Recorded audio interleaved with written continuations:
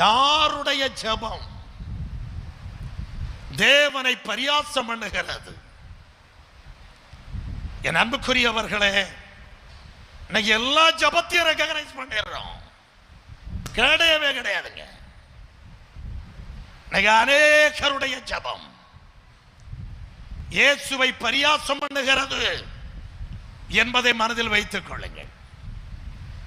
இயேசுவை ஒரு சிலுவையாக இயேசுவை ஒரு விக்கிரகமாக செய்து வைத்து விட்டு ஒரு ஜெபம் பண்ணுகிறார்களே, அது ஜெபமாது, பரியாச ஜெபமாது. கர்த்தருடைய வார்த்தையை புறக்கணித்து விட்டு